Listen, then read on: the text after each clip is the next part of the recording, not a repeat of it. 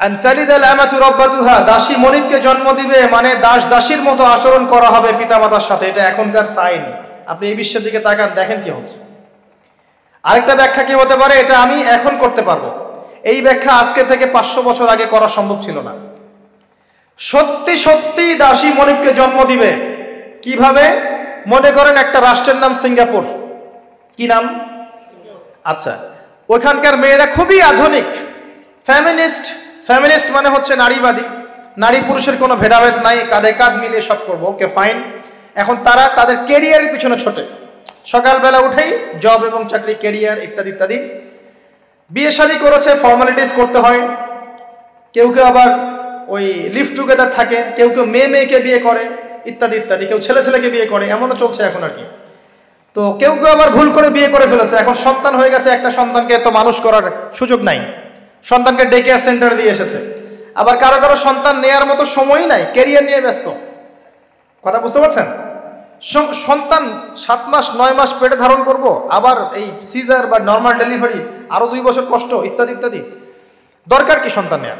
কি করা যায়? দরিদ্র দেশগুলো থেকে মেয়েকে হায়ার করা হোক। যেমন দরিদ্র দেশ মনে করেন যে আমাদের ধরেন মালদ্বীপ বা আমাদের শ্রীলঙ্কা বা আমাদের আফগানিস্তান বা আমাদের অন্যান্য যেগুলো দরিদ্র কান্ট্রি আর কি, ইন্দোনেশিয়া থেকে বেশি নেওয়া হয়, যেগুলোর মাথা পিছু অনেক কম। আচ্ছা, একটা দরিদ্র দেশের মেয়েকে নিয়ে এসে একজন পুরুষ স্পার্ম মানে শুক্রাণু, তার যে শুক্রাণুটা আছে, এই শুক্রাণুটা বিশেষ পদ্ধতিতে ওই মেয়ের ওই ডিম্বাণুর সাথে মিলিত করে ইনজেক্ট করা হয়। আমি কি বোঝাতে পারছি? একটু বোঝার চেষ্টা করেন। শুক্রাণুটাকে নিয়ে মেডিকেল সায়েন্সের এখন অনেক পদ্ধতি আছে, এর মধ্য দিয়ে শুক্রাণু ডিম্বাণুকে একসাথে একত্রিত করে গর্ভের মধ্যে রেখে দেওয়া হয়। এবার এখানে বাচ্চা কনসেপ্ট করে, আস্তে আস্তে আস্তে বাচ্চা বড় হচ্ছে।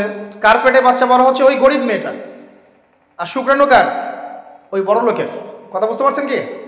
যার স্বামী আর স্ত্রী দুজনে ব্যস্ত, সন্তান নেওয়ার ফুরসত নাই, স্ত্রীর সন্তান নেওয়ার ফুরসত নাই, স্ত্রী ব্যস্ত ক্যারিয়ারের পিছনে, ফ্যামিনিস্ট।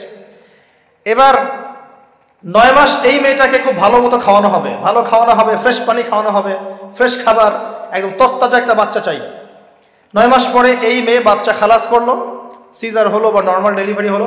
আর সিজার আজকে থেকে 100-200 বছর আগে ছিল না, নতুন একটা পদ্ধতি এসেছে, পেট কাটা হবে, বাচ্চা বের করে ফেলা হবে। সুবহানাল্লাহ। মনে হয় গরু ছাগল হাঁস মুরগির বাচ্চা হয়, মানুষের বাচ্চা সিজার ছাড়া হইতে পারে না। এটা যে শেষ জামানের হাদিসে আছে, আপনাকে বললে আপনি বিশ্বাস করবেন? আখিরুজ জামান কিয়ামতের আলামতের যতগুলো হাদিস আছে, এর মধ্যে একটা এরকম হাদিস আমি পড়েছি যে শেষ জামানায় মেয়েদেরকে ধরা হবে, ওদের পেট কেটে ফেলা হবে। আর কোন নিদর্শনের জন্য অপেক্ষা করছেন? শেষ জামানায় মেয়েদেরকে ধরা হবে। মেয়ে রাজি না থাকলেও বোঝানো হবে, সিজার না করলে বাচ্চা বাঁচবে না। মেয়ে রাজি না থাকলেও, পরিবার রাজি না থাকলেও বোঝানো হবে, বিজনেস, যে সিজার না করলে আপনার মেয়েকে বাঁচানো যাবে না, আপনার সন্তানকে বাঁচানো যাবে না, পরিস্থিতি খুবই খারাপ। এমন ভাবে ব্রেইন ওয়াশ করা হবে, ভয়ে বাচ্চা, মা বলবে হ্যাঁ করেন, সিজার করেন, বাবা বলবে হ্যাঁ করেন, কোনো সমস্যা নেই, জানেন। এবং এর পিছনে লাখ টাকা, 2 লাখ টাকা, 5 লাখ টাকা নির্দ্বিধায় খরচ করা হবে। Business, total business. একটা ক্রিটিক্যাল অবস্থা এক জিনিস, আর নর্মালি সবাই গণহারে সিজার করছে আরেক জিনিস। এটা টোটালি একটা ব্যবসা এবং পুরো মানব জাতিকে ধ্বংস করার প্ল্যান। এটা একটা জুলুম, মেয়েদের উপর একটা জুলুম। শেষ জামানে হাদিস এসেছে যে আখিরুজ জামানে মেয়েদেরকে ধরা হবে, মানে মেয়েরা ধরা দিবে না, ধরা হবে, পেট কেটে ফেলা হবে, এর ভিতরে যা আছে ওকে বের করে ফেলা হবে। স্পষ্ট টাটকা হাদিস। কেউ দলিল চাইলে আমাকে নক করেন, আমি দিব দলিল ইনশাআল্লাহ। কোন সময়ের জন্য অপেক্ষা করছেন? এই সিজারিয়ান এই ট্রেডিশনটা আজকে থেকে 50 বছর আগে ছিল। আপনার দাদিরা কি এইভাবে সন্তান জন্ম দিয়েছে? তাদের 11টা বাচ্চা হইতো, 12টা 15টা বাচ্চা হইতো, আর আমার 1-2টাতেই সিজার লাগে। গরু ছাগলের বাচ্চা হয়, আমাদের বাচ্চা হইতে পারে না? সুবহানাল্লাহ, সুবহানাল্লাহ। ইভেন আমার ক্ষেত্রে এমন হয়েছিল। 12 ঘন্টার মধ্যে না করলে আপনার ওয়াইফকে বাঁচানো যাবে না। বললাম ওয়াইফ বাঁচবে, নর্মালি হবে, নর্মালি করবে। আমি যাই না মাঝে দাঁড়ানো, আলটিমেটাম সময় দিচ্ছে যে সময়ের আগে হবে না, সময় এটা পার হয়ে গেলে সিরিয়াস অবস্থা, মারা যেতে পারে, মরবে না, এভাবেই হবে, করান। এভাবেই হয়েছে। কি সমস্যা?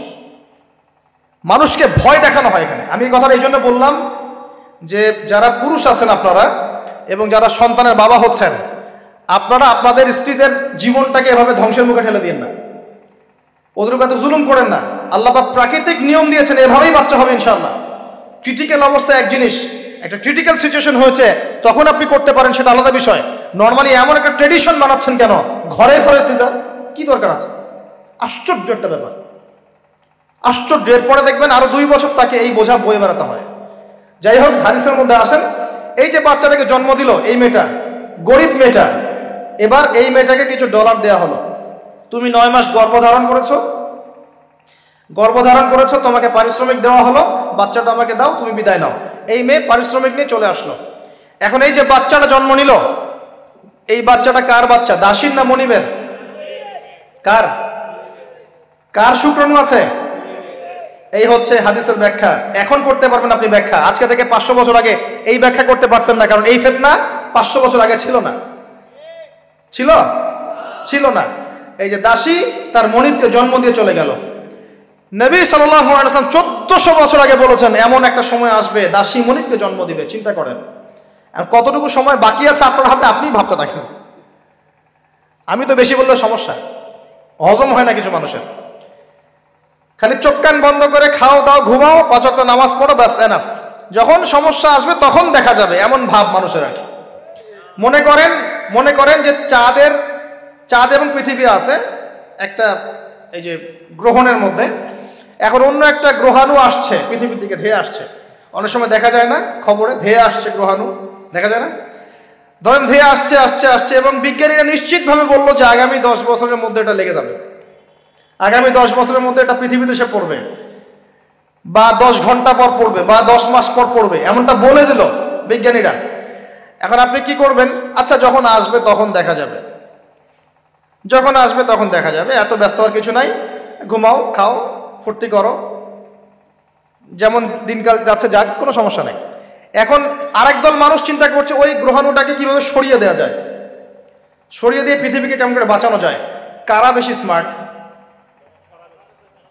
ওরা সরানোর চেষ্টা করে না, ওরা বলে যে আমরা সরিয়ে দিব, ওখানে ধ্বংস করবো, ইত্যাদি ইত্যাদি। আর কেউ বোঝা, আচ্ছা আসুক, দেখা যাবে, সমস্যা নেই, মরতেই তো হবে, একদিন আসবে, সমস্যা কি। চমৎকার। তো এই যে একটা বুদ্ধিবৃত্তিক পরাজয়, এর ফলশ্রুতিতে আগামীর প্রস্তুতি নিতে পারবে না মানুষ। সাহাবায়ে কেরাম রাদিয়াল্লাহু আনহুম মসজিদে বসে একটা বিষয় নিয়ে কথা বলছেন, নবী সাল্লাল্লাহু আলাইহি ওয়াসাল্লাম পাশ দিয়ে যাচ্ছেন, জিজ্ঞাসা করলেন তোমরা কি নিয়ে কথা বলছো? সাহাবীরা বলছেন আমরা আলামাতুস সাআ নিয়ে কথা বলছি ইয়া রাসূলুল্লাহ, আমরা কিয়ামতের আলামত নিয়ে কথা বলছিলাম। সাহাবীরা কথা বলছেন কিয়ামতের আলামত নিয়ে, তাদের কোনো দরকার আছে কথা বলার? তারা তো জান্নাতে যাবেন সার্টিফিকেট প্রাপ্ত, তাদের কোনো দরকার আছে এগুলো চর্চা করার? তারা চর্চা করছেন, আলামত নিয়ে কথা বলছেন।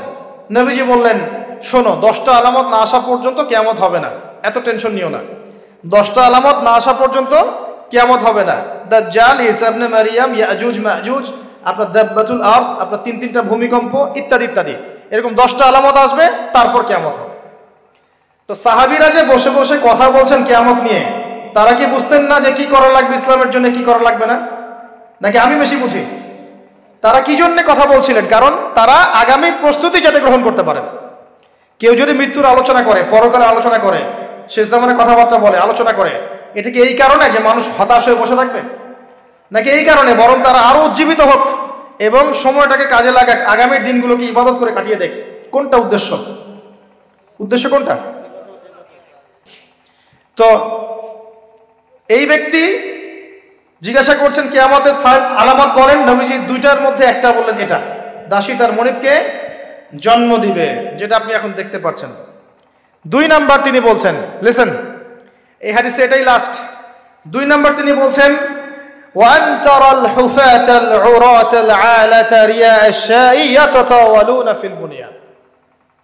যখন তুমি দেখবে যে সমাজের সবচেয়ে দরিদ্র শ্রেণীর মানুষ, যাদের পায়ে স্যান্ডেল ছিল না এবং গায়ে কোনো জামা ছিল না, পায়ে স্যান্ডেল ছিল না, কত দরিদ্র চিন্তা করেন, গায়ে জামা ছিল না, কত দরিদ্র চিন্তা করেন, এরা ইয়াতাতাওয়ালুনা ফিল বুনিয়ান, উঁচু উঁচু অট্টালিকা নির্মাণের প্রতিযোগিতা করবে, কম্পিটিশন।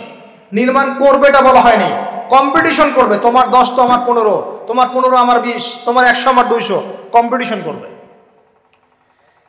আজকে থেকে 200 বছর আগে পৃথিবীর দিকে তাকান, পৃথিবীর এই প্রত্যেকটা শহর, বড় বড় নগরগুলোতে এত উঁচু উঁচু কনস্ট্রাকটিভ বিল্ডিং ছিল, এই প্রতিযোগিতা ছিল।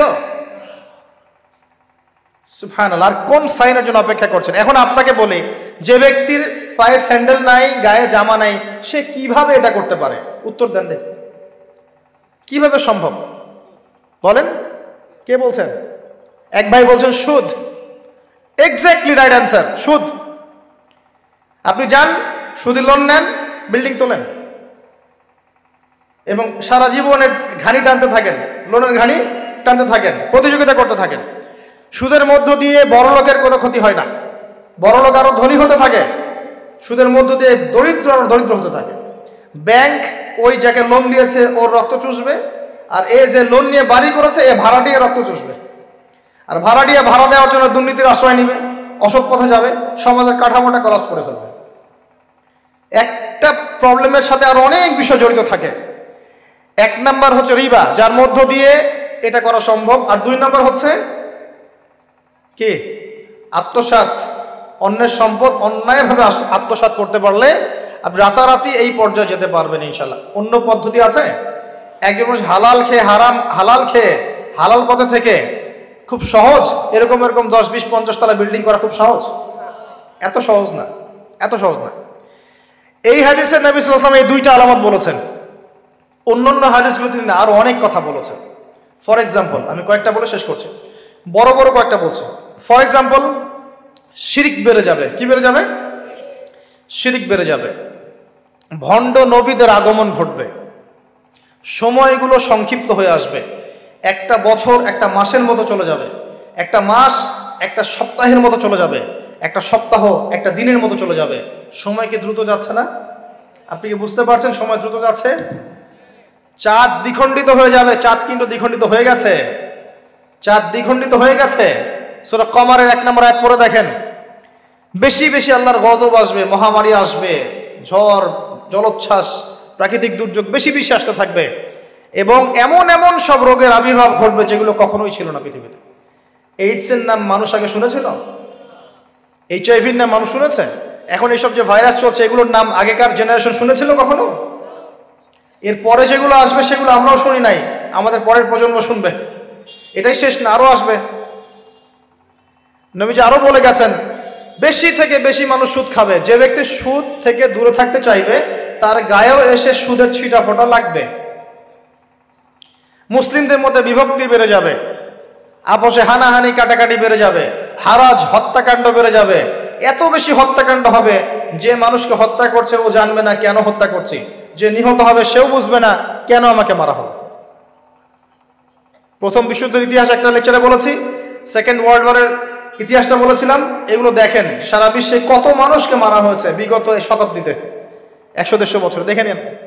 হারাজ হত্যাকাণ্ড, প্রচুর হত্যাকাণ্ড। প্রথম ওয়ার্ল্ড ওয়ারেই মিনিমাম 3 থেকে 4 কোটি মানুষকে মারা হয়েছে। দ্বিতীয় ওয়ার্ল্ড ওয়ারে 7 থেকে 8 কোটি মানুষকে মারা হয়েছে। সামনে যেটা আসবে ওখানে দেখবেন পৃথিবীর 1/3 মানুষই শেষ। অপেক্ষা করতে থাকেন। আরো বলেছেন জেনা বাড়বে, জেনা ঘরে ঘরে জেনা থাকে। আরো বাড়বে পরকিয়া, ব্যভিচার, আপনার পারিবারিক কাঠামো ভেঙে যাবে, সমাজের বন্ধন বলে কিছু থাকবে না, ভেঙে যাবে। এটা তিরমিজিতে আছে এই হাদিসটা। মসজিদগুলো হবে চাকচিক্যময়, হেদায়েত শূন্য শেষ জামানায়। দেখেন মসজিদগুলো এক একটা তাজমহলের মতো, ভিতরে হেদায়েত নাই। ইসলামের খালি নাম থাকবে, মানুষ ইসলামের মূলনীতি থেকে সরে আসবে। কোরআনের খালি মাসহাফ থাকবে, মানুষ কোরআনের শিক্ষা থেকে সরে আসবে। মানুষ কোরআন পড়বে, কোরআনের মূল মেসেজগুলো, মূল নীতিগুলো ওর গলার নিচে নামবে না। হাদিস, মানুষ কোরআন পড়বে, কোরআনের শিক্ষাগুলো গলার ভিতরে ঢুকবে না। আছে না? এখন আপনি দেখেন কত মানুষকে দেখবেন কোরআন পড়তে জানেই না অর্থ কি জিনিস। আর যদি কেউ বলে অর্থ পড়ার দিকে উৎসাহিত করে, অর্থ পড়া উচিত, অর্থের দিকে যান, বলবে ওকে আবার বিতর্কিত করা শুরু করে দিবে।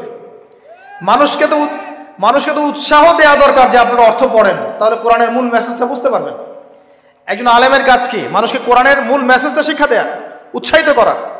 আপনি তেলাওয়াত করলে তো নাকি পাবেনই, অবশ্যই প্রত্যেক হরফে 10 টাকা পাবেন, কিন্তু তেলাওয়াত করলেই কি অর্থ বুঝতে পারবেন? অর্থ না বুঝলে কি ভিতরের কথাগুলো হজম করতে পারবেন, শিখতে পারবেন? এটা বোঝার জন্য কি লাগে ভাই? সামান্য কমন সেন্স যথেষ্ট। নবীজি বলেছেন জেনা বাড়বে এবং নারীদের সংখ্যা বাড়বে, মেয়েদের সংখ্যা বাড়বে, মেয়েদের সংখ্যা বাড়তে থাকবে। এমন একটা সময় আসবে প্রত্যেক একজন পুরুষের জন্য 40 জন মহিলার দায়িত্ব চলে আসবে। স্ত্রী না ভাই, এত খুশি হওয়ার দরকার নাই, স্ত্রী কথা বলা হয়নি। 40 জন মহিলার দায়িত্ব চলে আসবে। আপনার মা, বোন, খালা, ফুফু সব মিলে দেখবেন 40টা ফ্যামিলি আপনাকে টানতে হচ্ছে, আপনি একজন পুরুষ। আস্তে আস্তে এগুলো বাড়ছে না? বাড়ছে। মহিলারা পুরুষদের পোশাক পরবে আর পুরুষেরা মহিলার পোশাক পরবে, এটা বড় সাইন। আরেকটা সাইন আছে যে মহিলারা এমন পোশাক পরে রাস্তাঘাটে ঘুরবে যেই পোশাক পরেও তারা নগ্ন থাকবে। নিসাউন কাসিয়াতুন আরিয়াহ মুইলাতুন মামিলাত। আখির জামানে এক শ্রেণীর নারী বের হবে যারা পোশাক পরেও নগ্ন থাকবে, অন্যকে আকৃষ্ট করবে, অন্যর দিকে নিজেও আকৃষ্ট হবে। আপনাদের এখানে এই ট্রেডিশন নাই? বলতে থাকলে ভাই রাত শেষ হয়ে যাবে, আমি আলোচনা গুটিয়ে নেওয়ার চেষ্টা করছি। মূল কথা হচ্ছে ভাই যে আলামাতুস সাআ নিয়ে কথা বললে অনেক কথা বলা যায়। মূল বিষয়টা হচ্ছে আমাদের ইসলামের বেইজ, ইসলামের পিলার। মূল বিষয় হচ্ছে ঈমান, মূল বিষয় হচ্ছে ইহসান এবং আগামীর বিশ্ব সম্পর্কে সচেতনতা। যখন আমি দেখছি যে একটার পর একটা আলামত আসতেই আছে এবং যেতেই আছে, এবং এই বিশ্ব যা দেখছে আগামী বিগত বিশ্বটা দেখে নাই, তখন আমাদের উচিত প্রথমত সতর্ক হওয়া। প্রথম কাজ কি করা উচিত? সতর্ক হওয়া উচিত। তারপর তওবা করা উচিত, খালেস তওবা করে ফিরে আসা উচিত। যারা নামাজ পড়ি না, নামাজ ধরা উচিত। যারা নামাজ পড়ি, জামাতে নামাজ পড়া উচিত। আমাদের উচিত হালাল রিজিক অন্বেষণ করা, আমাদের উচিত জ্ঞান অর্জন করা, পড়াশোনা করা, কোরআন হাদিস পড়াশোনা করা, গবেষণা করা, স্টাডি করা এবং সন্তানদেরকে এগুলো শেখানো। আমাদের উচিত মানব সেবায় কাজ করা, উচিত আদর্শ পরিবার গঠন করার চেষ্টা করা, যুব সমাজকে দিনের ভালো ভালো কথাগুলো বলা, ওদেরকে হারাম পথ থেকে ফিরিয়ে আনার চেষ্টা করা, মা বোনদেরকে পর্দা রাখার চেষ্টা করা, এবং আমাদের কাছে যতটুকু সামর্থ্য আছে আমাদের জানমাল, সময়, শ্রম, কথা, আমাদের কলম ইত্যাদি এগুলোকে দিয়ে দিন ইসলামের খেদমত করার চেষ্টা করা, যাতে আগামী দিনে যে বিশ্বটা আসবে ওই বিশ্বে আমাদের সন্তানরা ইসলাম নিয়ে বাঁচতে পারে। এটাই তো হওয়া উচিত। এর চেয়ে বেশি আমাদের কি করার আছে? আল্লাহ পাক আমাদের সবাইকে ইসলামের এই কাজগুলোকে করার তৌফিক দান করুন এবং আখিরুজ জামান সম্পর্কে সচেতন থাকার তৌফিক দান করুন।